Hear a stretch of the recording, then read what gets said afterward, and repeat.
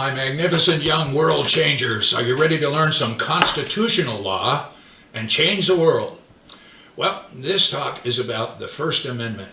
And as you know, the First Amendment protects us with regard to some of our most important personal liberties: freedom of speech, freedom of the press, freedom of religion.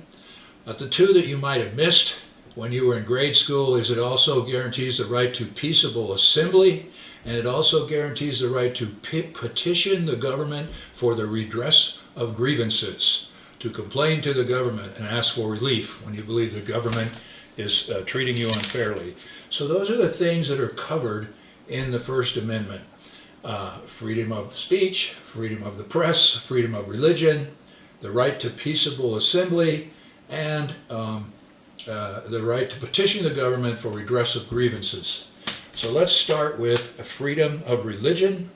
We have an ongoing problem in this country. It may never be resolved, and that is that we are a culture that is Judeo-Christian ethics based.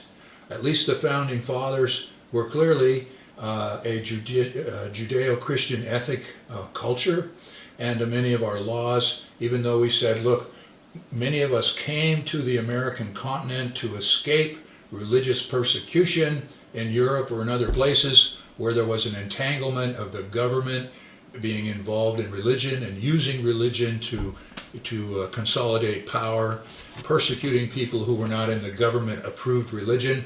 So in America, we're going to have separation of church and state, and we're not going to have the government involved in anything that sponsors or mixes with religion. And so that's a good thing because it guarantees our freedom of worship, our freedom of religious belief. But at times it can also be a very frustrating and dangerous thing. For example, years ago, our children used to open their school day with a prayer. And then we had atheists that complained about that, and we said, you know, that's right, it's the school's a government run thing, and we can't have a mix of church and state. We can't have the government pretending to or sponsoring anything religious. So we've got to cancel the prayer in church. And people that were very big about religion and prayer in church were very upset about that. So the most recent example of problems with freedom of religion are where the state of California said, look, in this pandemic we can't have gatherings of 100 or more people, and that any large gatherings of people, so all the churches, you're shut down. Well, obviously the people that are devoutly religious had a fit about that and said, you're making an executive order that interferes with our most basic First Amendment rights. You cannot do that. And they said, well, it's an emergency, a health emergency, people's lives are in danger. Yeah, we can. So that will be battled out in the court, and already the state of California has backed down and said, well, okay, under certain limited circumstances, you can go ahead and have your church services. It's interesting because they said the only two large gatherings that we're exempting from this executive order are church services and protests, political protests. Wow. There's a comment on our culture, I guess. So freedom of religion, a couple of interesting points about that. One that's in your textbook is the Ten Commandments. Now, in the state of Alabama, there's a famous or infamous judge by the name of Roy Moore, who was on the Alabama State Supreme Court, and he had some kind of a sculpture or monument made up of the Ten Commandments and had it put out in front of the state Supreme Court there. Well, someone sued them and said, you cannot have that there. It's an entanglement of government and religion. And because it was primarily about the promotion of religion, the U.S. Supreme Court said, yeah, you got to take that down. And Judge Roy Moore refused to take it down, and so he was removed from the state Supreme Court. But later, the people of the state of Alabama re-elected him. So I'll give you a little bit of an idea of the opinion of the Alabama people with regard to issues related to religion. There's a lot more about Judge Roy Moore, but you can do your own reading on that if you want to follow a very interesting man's political career. But this Ten Commandments thing is rather interesting because when it went to the U.S. Supreme Court, they had to walk very lightly because there's a monument to, or a sculpture, if you will, of the Ten Commandments on the frescoes at the U.S. Supreme Court too. And there's one in several other states at the state Supreme Courts. What they said was, well, the one that's at the U.S. Supreme Court is okay because it's a fresco and it's not really promoting religion. It's a history of the court system, and it shows Hammurabi's code and the development of all the different legal systems, including the Ten Commandments. And so there, it's only showing history. It's not primarily promoting religion. So the one at the U.S. Supreme Court is okay. The one in the state of Texas was challenged, and by the same token, they said that one also is only showing historic progression of the law. It's not promoting religion, so that one's okay also. The one in Kentucky, however, they said, no, that's clearly government promoting religion, and that one has to come down. So that's a bit of history about the Ten Commandments at government buildings.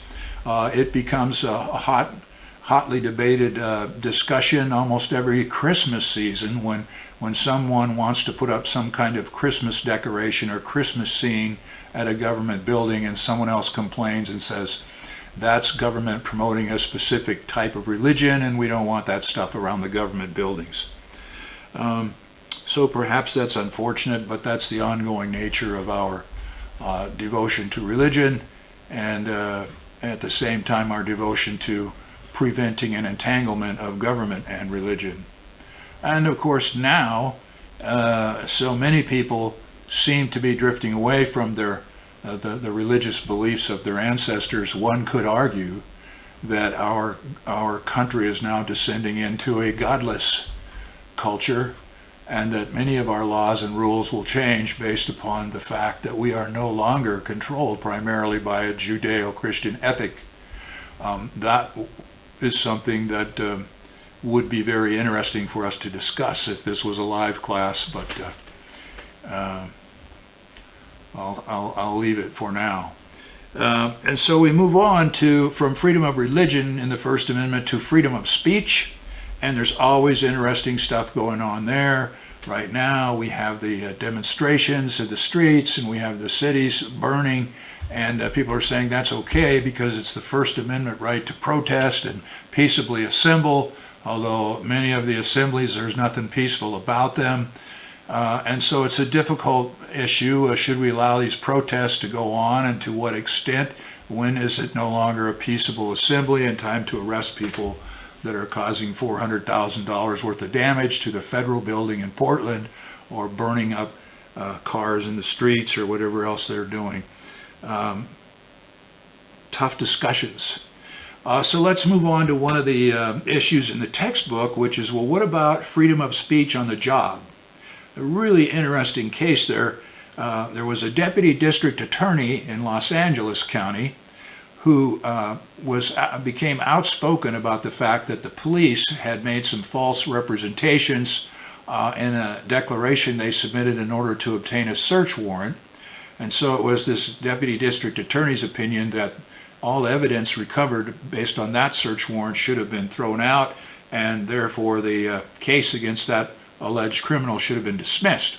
But they didn't do that. They prosecuted the case anyway, and this deputy DA went public with this information about the law enforcement officers falsifying information, and that person was punished or fired.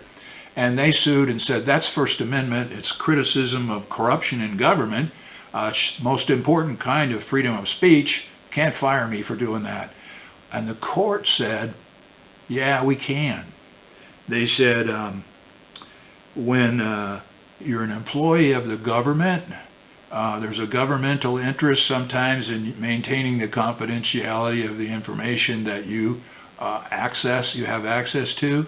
And so freedom of speech is not guaranteed for government employees. That's pretty scary stuff to me. On the one hand, I can see if you're working for the CIA and you're dealing with a bunch of Secret Sam stuff, and maybe even if you're into law enforcement and you're working with undercover agents whose lives might be in danger, then maybe, the information that you have access to should be restricted and you shouldn't be able to disclose that. But on the other hand, if we don't have the freedom of speech to criticize the wrongful acts going on within our own government, what's our hope for policing our government, the power that always corrupts? What's our hopes for keeping our government at least clean enough so that our country can continue? But anyway, that's the current case. If you're a government employee, your freedom of speech is limited. Now, here's another one that's really interesting. There was a person who was an employee of a large corporation, and she was expressing on the internet.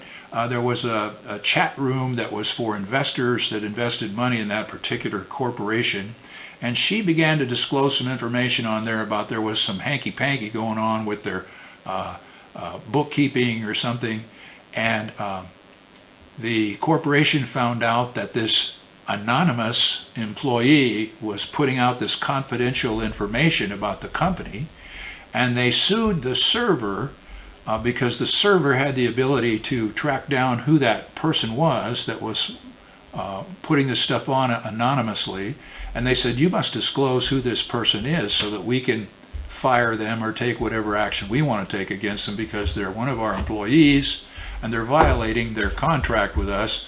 They have a non-disclosure confidentiality agreement contract with us as one of our employees, and they're breaching that contract. We want to know who they are and we're going to fire them. And the server said, no, that person put this stuff on here as an anonymous person, and we want to protect their anonymity. That's a First Amendment freedom of speech issue. They have the right to remain anonymous and make these comments anonymously.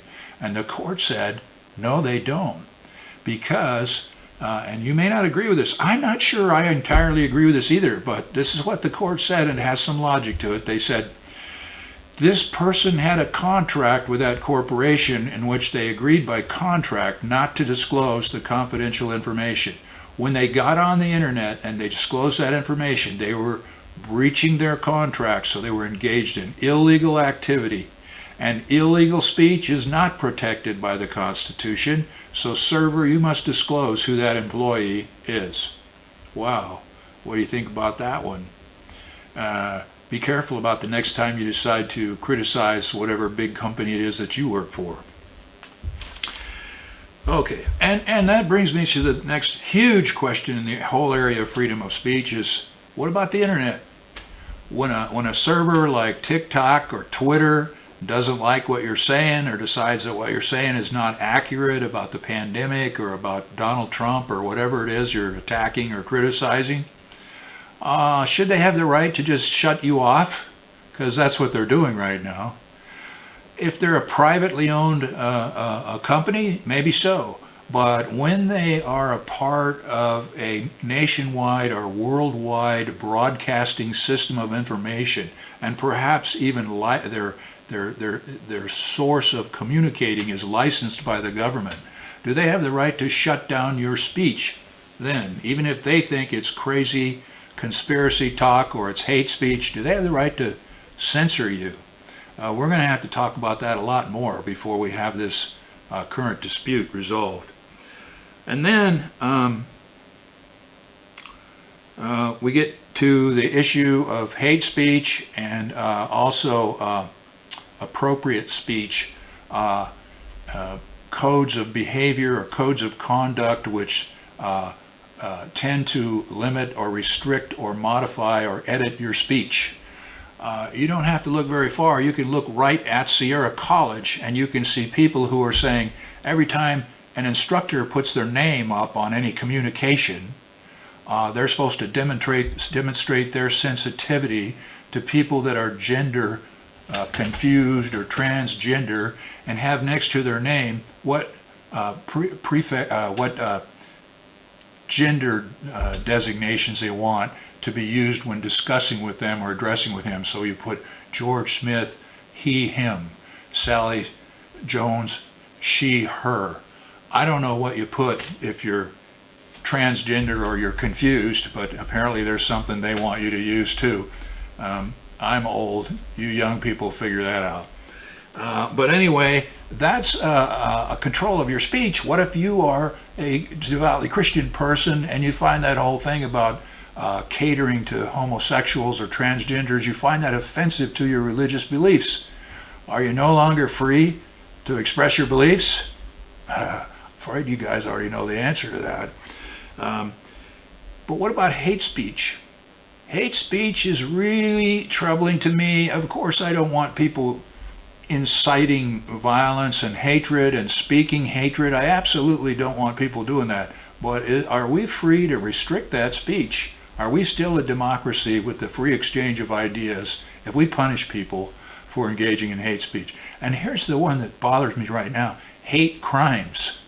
Okay, you get into a fight with somebody in a bar, and it's just a barroom brawl. You're fighting over your girlfriend or something, and you beat somebody up, and you get convicted of a crime of battery, and you go to jail for 6 months for that because it was just a fight. But you get into the same fight, and it's a racial dispute, or you call somebody a racial epithet. Now it's a hate crime, and the same crime, the same barroom brawl, you go to jail for 3 years instead of 6 months because it can be classified as a hate crime.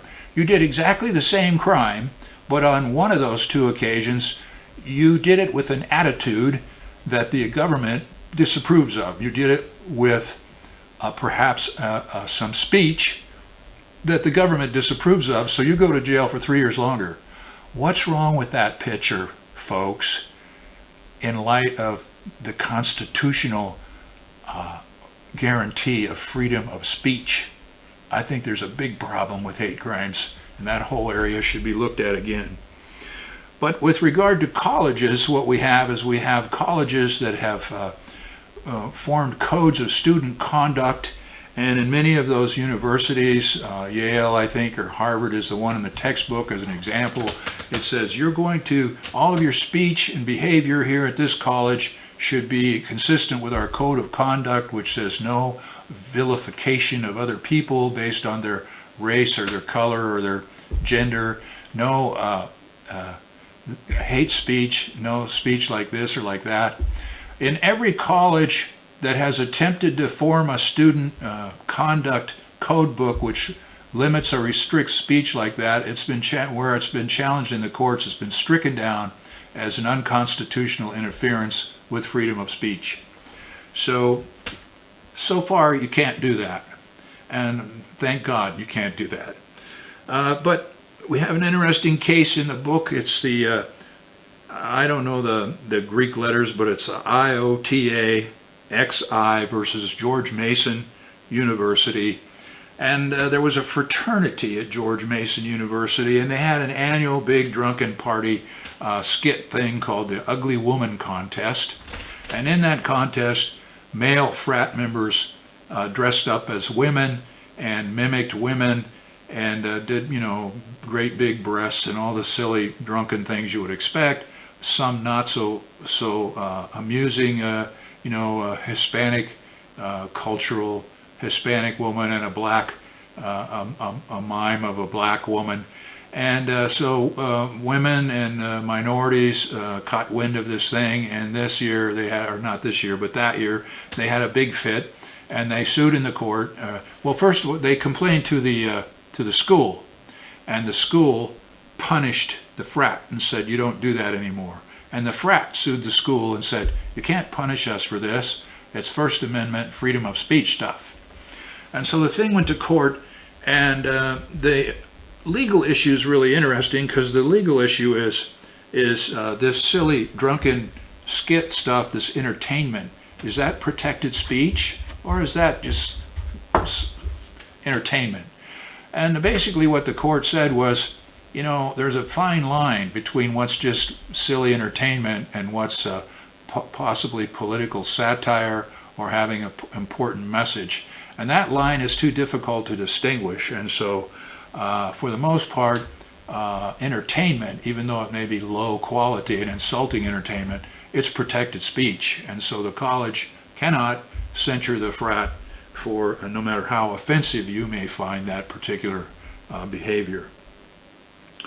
And then, having discussed those matters, we have one last but very important issue to discuss, and that is that although you have freedom of speech to express your opinions and your political opinions, it's not completely unlimited freedom of speech. You do not, for example, have the right to start shouting fire in a crowded theater if there's no fire and causing panic. And we have long held in our court system that a certain amount of restriction of commercial speech is allowed. You're not allowed to engage in false advertising and tell the world, I have this dandelion tea that will cure cancer. Just buy my dandelion tea and you'll be cured. You can't do that. And so we allow a certain degree of government restriction of commercial speech designed to promote business and make money. But even that is very carefully limited. The amount of restriction you can put on business speech, commercial speech, that's also limited. And so we have a rather amusing case in the textbook. It's the Bad Frog Brewery case. And the Bad Frog Brewery case was a brewery in New York City. I can't believe it never caught on in California, because there was a frog, and the frog had a mean attitude, and he was on the label of beer, and he was flipping the bird. And, it said something on there like, he's mean, he's green, he just don't care. Bad Frog Brewery. And so that was their beer label, and the Liquor Licensing Board in the state of New York said, no, you cannot have a frog flipping the bird on the label of a beer bottle in New York. It's bad. We're disallowing it. Well, Bad Frog Brewery sued and said, no, it's First Amendment freedom of speech, and you don't have a reasonable purpose in restricting the speech.